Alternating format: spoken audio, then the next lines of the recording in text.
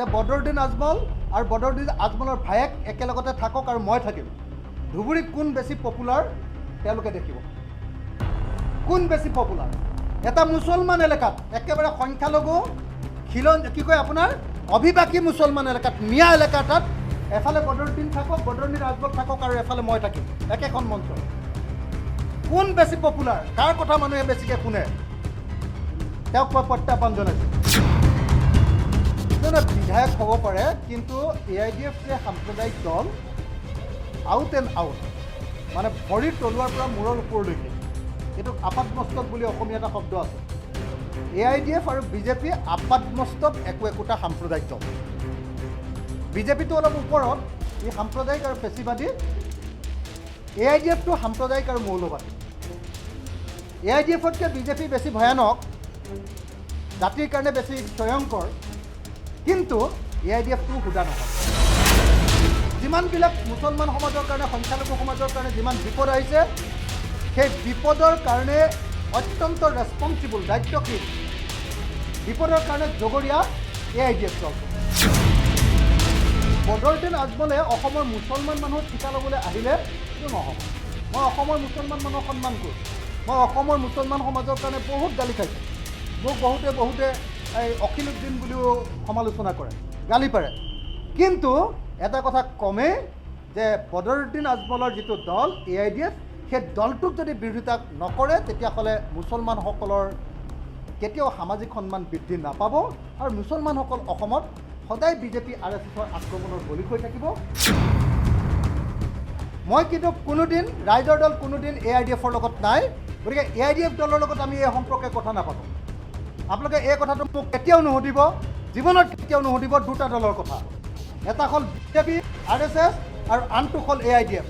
এই দুটা দলৰ লগত ৰাজনৈতিক বুজাবুজি আমাৰ কেতিয়াও নহয়। চিৰাজুদ্দিন আজমলৰ মুখৰ কথাটো শুনি চাবচোন, ভাষাটো অসমীয়া লাগে নেকি? মই সকলো জাতি জনগোষ্ঠীৰ মানে ভাষাৰ টিউনটো সন্মান কৰোঁ দেই, কিন্তু এওঁতো সেই মুছলমানজনৰ টিউন নহয় এইটো। তেওঁৰ টিউনটো আৰবৰ টিউন।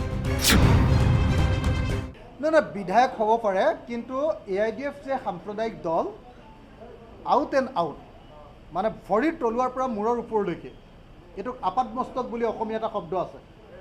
AIDF আৰু BJP আপাদমস্তক একোটা সাম্প্ৰদায়িক দল। BJPটো অলপ ওপৰত, ই সাম্প্ৰদায়িক আৰু পেচিবাদী। AIDFটো সাম্প্ৰদায়িক আৰু মৌলবাদী। AIDFতকৈ BJP বেছি ভয়ানক, জাতিৰ কাৰণে বেছি স্বয়ংকৰ, কিন্তু AIDFটো সুদা নহয়। গতিকে AIDF আৰু BJPক যি বিৰোধিতা নকৰে, কেতিয়াও ভাল অসমীয়া জাতি এটা গঠন হ'ব নোৱাৰে।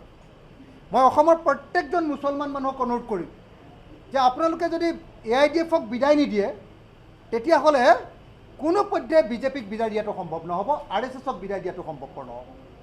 আৰু RSS আৰু BJP যদি অসমৰ মাটিত থাকে, তেতিয়াহ'লে সংখ্যালঘুসকলৰ অধিকাৰ কেতিয়াও সুৰক্ষিত নহ'ব।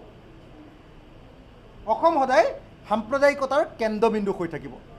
গতিকে সকলো গণতান্ত্ৰিক মুছলমান মানুহে AIDFক বিদায় দিবৰ কাৰণে সাজু হ'ব লাগিব।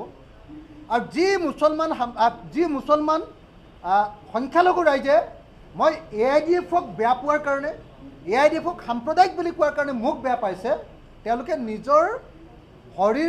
নিজৰ হাতৰ কথা নিজৰ ভৰিত মাৰিছে। আজি যিমানবিলাক মুছলমান সমাজৰ কাৰণে, সংখ্যালঘু সমাজৰ কাৰণে যিমান বিপদ আহিছে, সেই বিপদৰ কাৰণে অত্যন্ত ৰেছপন্সিবল, দায়িত্বশীল, বিপদৰ কাৰণে জগৰীয়া AIDF দলটো। আৰু আপুনি বদৰুদ্দিন আজমলৰ ভায়েক কি নাম আছিলে? চিৰাজুদ্দিন আজমলৰ মুখৰ কথাটো শুনি চাবচোন, ভাষাটো অসমীয়া লাগে নেকি? মই সকলো জাতি জনগোষ্ঠীৰ মানে ভাষাৰ টিউনটো সন্মান কৰোঁ দেই, কিন্তু এওঁতো সেই মুছলমানজনৰ টিউন নহয় এইটো। তেওঁৰ টিউনটো আৰবৰ টিউন, তেওঁৰ টিউনটো বম্বেৰ টিউন। উত্তৰ ভাৰতৰ যিটো আপোনাৰ আগ্ৰাসী টিউন, সেই টিউনৰ কথা কয়নে নকয়?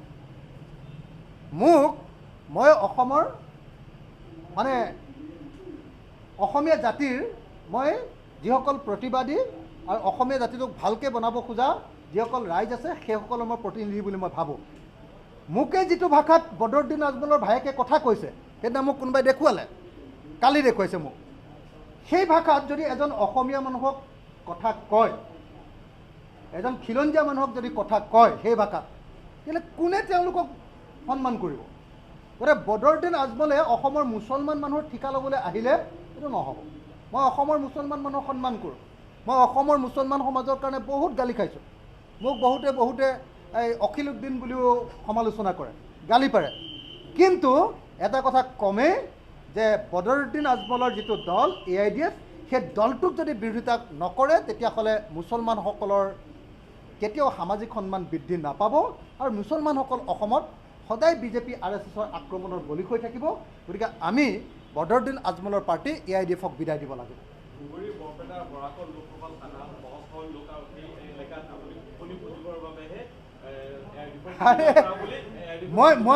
মই আপোনালোকক কথা দিছোঁ যে বদৰুদ্দিন আজমল আৰু বদৰুদ্দিন আজমলৰ ভায়েক একেলগতে থাকক আৰু মই থাকিম। ধুবুৰীত কোন বেছি পপুলাৰ তেওঁলোকে দেখিব। কোন বেছি পপুলাৰ? এটা মুছলমান এলেকাত একেবাৰে সংখ্যালঘু কি কয় আপোনাৰ অভিবাসী মুছলমান এলেকাত মিয়া এলেকা এটাত এফালে বদৰুদ্দিন থাকক, বদৰুদ্দিন আজমল থাকক আৰু এফালে মই থাকিম একেখন মঞ্চ। কোন বেছি পপুলাৰ? কাৰ কথা মানুহে বেছিকৈ শুনে? তেওঁক মই প্ৰত্যাহ্বান জনাইছোঁ। বদৰুদ্দিন আজমলৰ ভয়াকে এইটো প্ৰত্যাহ্বান গ্ৰহণ কৰক যে মোৰ লগত সংখ্যালঘু ৰাইজ থাকিব, ৰাইজৰ দলৰ লগত থাকিব, নে বদৰুদ্দিন আজমলৰ লগত থাকিব, নে AIDFৰ লগত থাকিব, সেইটো তেওঁ জানিবলৈ পাব। গতিকে মই ধুবুৰীত খোপনি পুতিবলগীয়া একো নাই। ধুবুৰীততো মই ইলেকশ্যন নেখেলোঁ, কি কাৰণে মোক খোপনি পুতিব লাগে? মই ধুবুৰী মানুহক ভাল পাওঁ, মুছলমান মানুহক ভাল পাওঁ। তাৰ কাৰণে কি মই বদৰুদ্দিন আজমলৰ পাৰ্মিশ্যন ল'ব লাগিব নেকি? এই ধৰণৰ কথা, এই ধৰণৰ মৌলবাদী কথা, এওঁলোকৰ কথাবিলাক মৌলবাদী। এই ধৰণৰ মৌলবাদী কথা নক'বলৈ বদৰুদ্দিন আজমল আৰু বদৰুদ্দিন আজমলৰ পৰিয়াল মই সকলোকে সকীয়াই দিছোঁ। নহয়, ইতিমধ্যে বাই ইলেকশ্যন সম্পৰ্কে কংগ্ৰেছ দলৰ লগত অনানুষ্ঠানিক কথা বাৰ্তা মই আৰম্ভ কৰিছোঁ। ৰাইজৰ দলৰ কংগ্ৰেছ দলৰ লগত অনানুষ্ঠানিক কথা বাৰ্তা আৰম্ভ হৈ গৈছে। কিন্তু মই আগতেও কৈছোঁ আৰু আজিও কওঁ, মই কিন্তু কোনোদিন ৰাইজৰ দল কোনোদিন AIDFৰ লগত নাই। গতিকে AIDF দলৰ লগত আমি এই সম্পৰ্কে কথা নাপাতোঁ। আপোনালোকে এই কথাটো মোক কেতিয়াও নুসুধিব, জীৱনত কেতিয়াও নুসুধিব। দুটা দলৰ কথা, এটা হ'ল BJP RSS আৰু আনটো হ'ল AIDF। এই দুটা দলৰ লগত ৰাজনৈতিক বুজাবুজি আমাৰ কেতিয়াও নহয়। যেতিয়ালৈকে মই জীয়াই থাকোঁ আৰু যেতিয়ালৈকে ৰাইজৰ দলে নীতিত থাকিব তেতিয়ালৈকে কেতিয়াও এই দুটা দলৰ লগত বুজাবুজি নহয়, কেতিয়াও কোনো কথাতে আপোচ নহয়। এইটো কথা কৈ ল'লোঁ। বাকী কংগ্ৰেছ দলৰ লগত কথা বাৰ্তা আৰম্ভ হৈছে। আমি অসম জাতীয় পৰিষদক আহ্বান জনাম যে একেলগ হ'ব লাগে। CPI দল আৰু CPM দলক আমি আহ্বান জনাম, CPIML দলক জনাম, আৰু অসমত যদি সৰু সুৰা যিবিলাক আমাৰ আঞ্চলিক দল আছে তেওঁলোককো আহ্বান জনাম যে আমি সকলোৱে লগ হৈ কৰিবৰ কাৰণে বাই ইলেকশ্যনত একেলগতে লাগিব লাগে। একেলগতে কংগ্ৰেছৰ লগত ইতিমধ্যে কথা পতা আৰম্ভ কৰিলে, কথা এক পৰ্যায়লৈ ইতিমধ্যে গৈছেই। অনুমান হয় যে যদি থাকে মাজত যদি মানুহ নাই কংগ্ৰেছৰ, যোৱাবাৰৰ নিচিনাকৈ, যোৱাবাৰ মোক দুখ দিলে কিন্তু কংগ্ৰেছে বুজাবুজিটো নকৰিলে AIDF যোৱাৰ কাৰণে। তো গতিকে যদি গণ্ডগোল নকৰে কংগ্ৰেছে তেতিয়াহ'লে বাই ইলেকশ্যনত, উপ নিৰ্বাচনত আমি বিৰোধীৰ অমৈহতীয়া প্ৰাৰ্থী দিব পাৰিম। বাকী খালি নামনি অসমত কংগ্ৰেছে কাৰ লগত কথা পাতি লৈ লওক, কিন্তু উজনি অসমত AIDFৰ লগত আমি কোনো পধ্যে কথা নাপাতোঁ। মই এতিয়া সেইটো কথা কোৱাটো উচিত নহ'ব, যিহেতু কথা পাতি আছোঁ সেইটো কথা কোৱাটো উচিত নহ'ব। কিন্তু এটা কথা খাটাং, ৰাইজৰ দলৰ প্ৰাৰ্থী যদি হয় এইবাৰ মৰিয়নিত জিকাটো খাটাং, আৰু এইবাৰ ৰূপজ্যোতি কুৰ্মীক আমি বাই এনি মিনছ তেওঁ ঘৰুৱা মানুহ।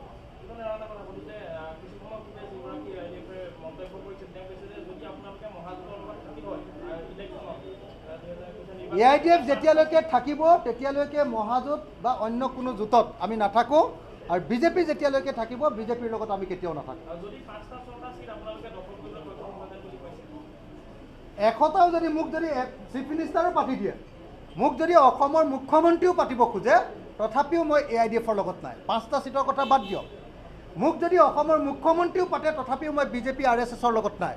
আদৰ্শগতভাৱে যাক বিৰোধিতা কৰোঁ তেওঁৰ লগত কি আলোচনা কৰিম, তেওঁৰ লগত কেনেকৈ বুজাবুজি হ'ব? সাম্প্ৰদায়িক দলৰ লগত আমি কেতিয়াও বুজাবুজি কৰিব নোৱাৰোঁ। আমি গণতান্ত্ৰিক, আমি প্ৰগতিশীল, আমি আঞ্চলিক দল। ধন্যবাদ।